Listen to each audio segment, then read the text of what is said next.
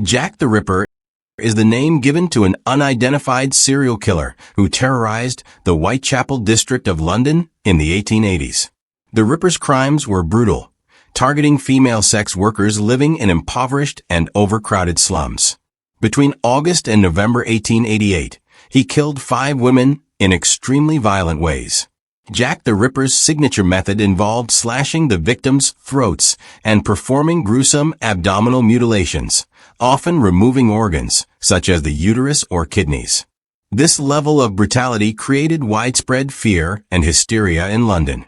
The media frenzy contributed to the killer's notoriety, with the press coining the name Jack the Ripper from a letter allegedly sent by the murderer to the Central News Agency. The authenticity of this letter remains disputed. The motivations behind the Ripper's crimes are widely speculated, but remain unknown. Theories range from sexual sadism and deep-seated misogyny to a desire for notoriety. Some speculate the killer had advanced knowledge of human anatomy, suggesting he might have been a surgeon or butcher. Despite a massive investigation by Scotland Yard involving hundreds of interviews and leads, Jack the Ripper was never caught. The lack of forensic technology and the chaotic nature of the investigation left many questions unanswered. Numerous suspects have been suggested over the years, but none have been definitively proven to be the Ripper. The case remains unsolved, making Jack the Ripper one of history's most infamous and elusive serial killers. H. Holmes, born as Herman Webster Mudgett on May 16, 1861, is considered one of America's first known serial killers. Raised in Gilmanton, New Hampshire, Holmes had a troubled childhood. His father was strict, and Holmes eventually developed a fascination with death early in life. It is said that he would dissect animals. Holmes was intelligent and manipulative, traits he carried throughout his life. As a young adult, he attended medical school at the University of Michigan, where he gained knowledge that would later aid him in his criminal activities. After moving to Chicago in the late 1880s, Holmes adopted a new alias and began various schemes. His most infamous venture was the construction of a 3-story building, later known as the Murder Castle. The building was designed with hidden rooms, secret passageways, soundproof chambers, and a disorienting layout, making it ideal for trapping and killing his victims. Holmes lured guests, particularly young women, to the hotel, where he tortured and murdered them, often using gas chambers or suffocation. He then disposed of their bodies by dissecting them and selling their skeletons to medical schools. Holmes' criminal activities extended beyond the Murder Castle. He also committed insurance fraud, murdering multiple business partners and acquaintances for financial gain. He was ultimately captured after a failed insurance scheme involving his associate, Benjamin Pitezel, whom Holmes had killed. Holmes was arrested in 1894, and the investigation revealed the extent of his murders. He confessed to 27 killings, though the true number could be higher. Holmes was convicted of murder and sentenced to death. He was hanged on May 7, 1896, in Philadelphia, bringing an end to the life of one of America's most notorious serial killers.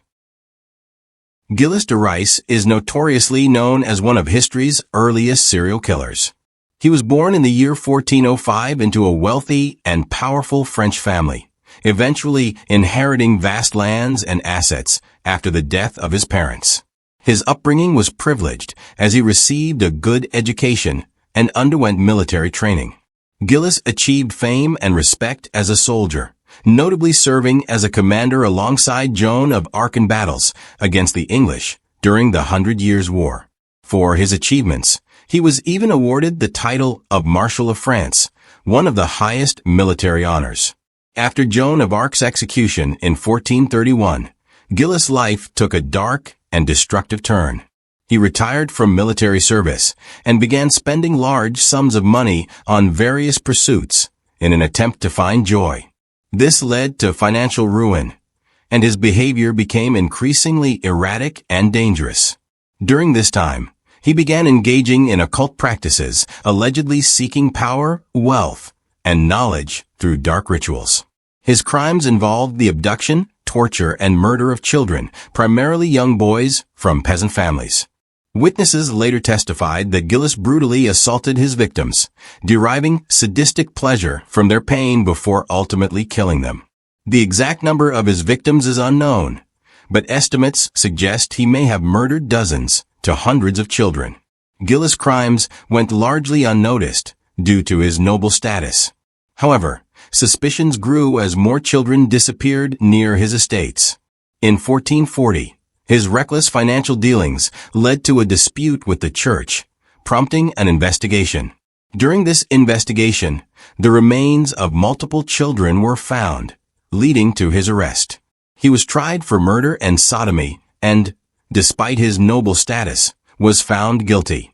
Gillis de Rais was sentenced to death and executed by hanging and burning on October 26, 1440, ending his reign of terror. Thug Bam. Thug Bam, born around 1764 in India, is believed to be one of the deadliest serial killers in history. He was linked to the deaths of between 125 to over 900 people during his lifetime. Bam was a leader in a secretive group called the Thuggee cult, a network of robbers and killers who worshipped the Hindu goddess Kali, the goddess of destruction. The Thuggees believed that killing people was a religious duty to please Kali. Bam's early life is mostly unknown, but it is said that he learned the ways of the Thuggees as a young man. The group targeted travelers on trade routes across India. They would pretend to be friendly, join caravans, and wait for the right moment to kill. Their method involved strangling their victims using a rumal, a cloth or handkerchief used in rituals.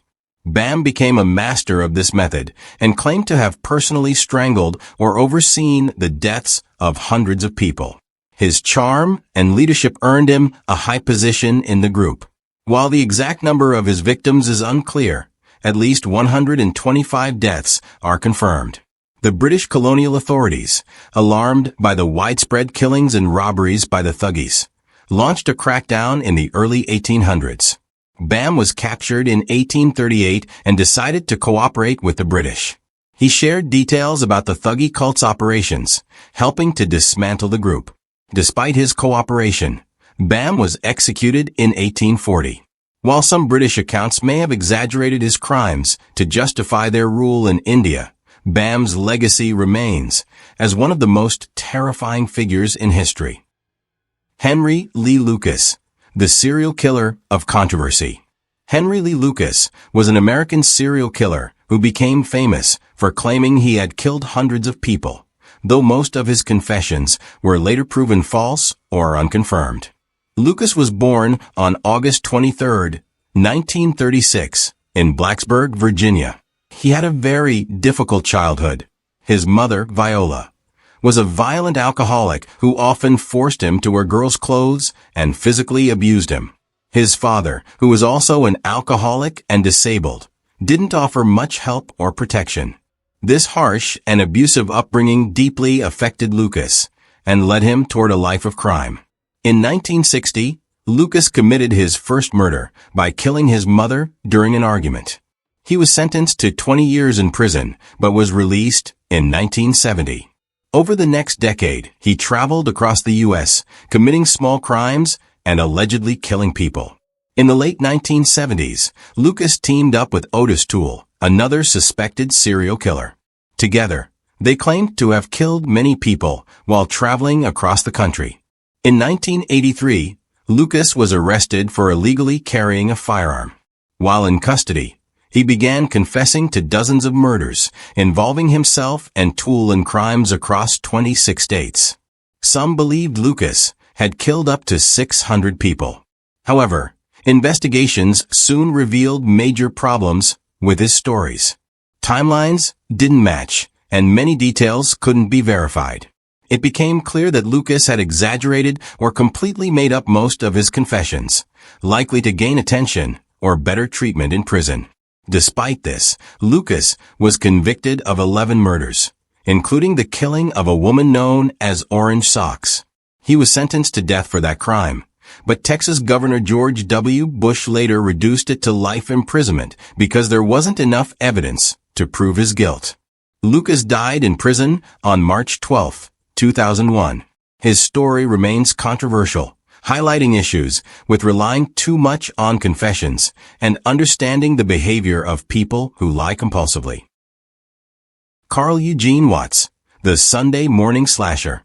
Carl Eugene Watts, also known as the Sunday Morning Slasher, was an American serial killer who attacked women during the late 1970s and early 1980s.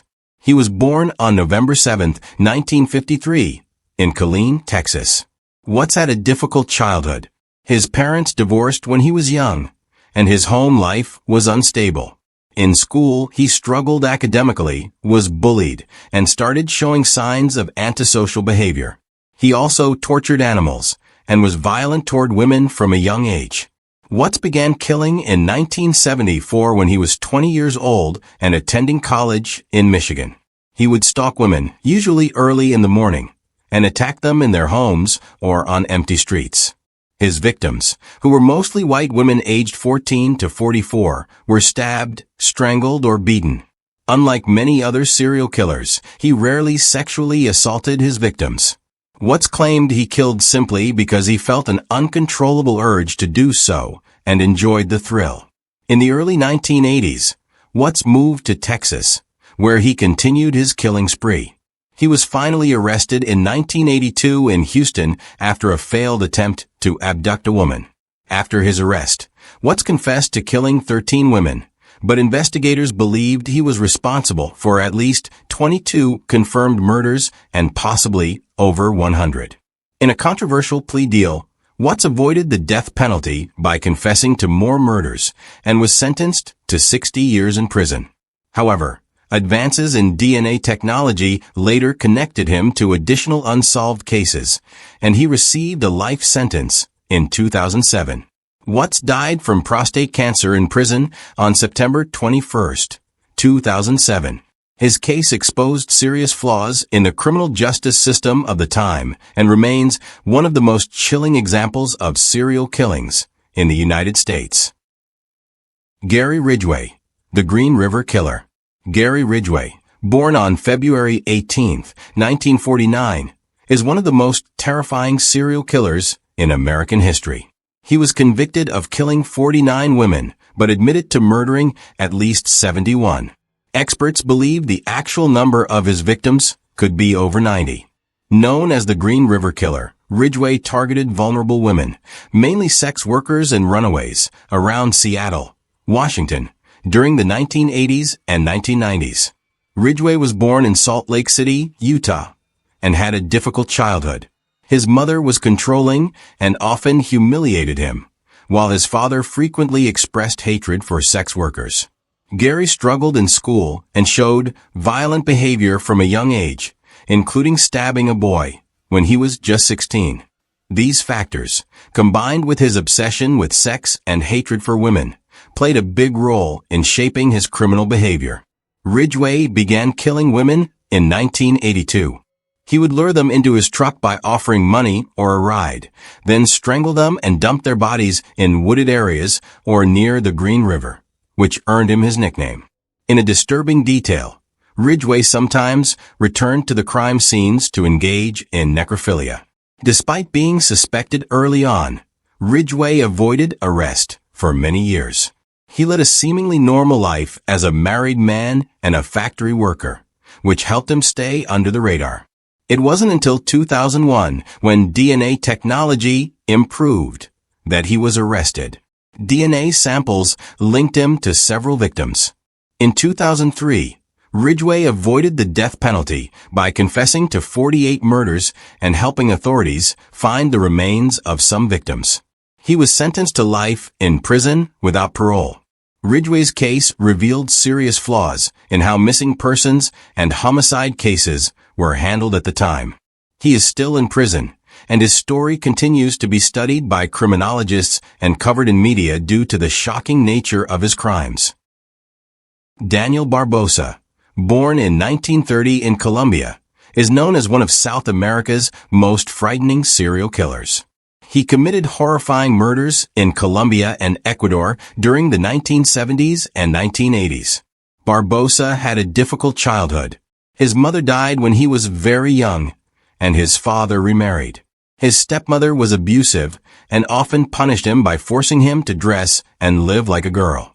This traumatic upbringing likely had a huge effect on his mental health.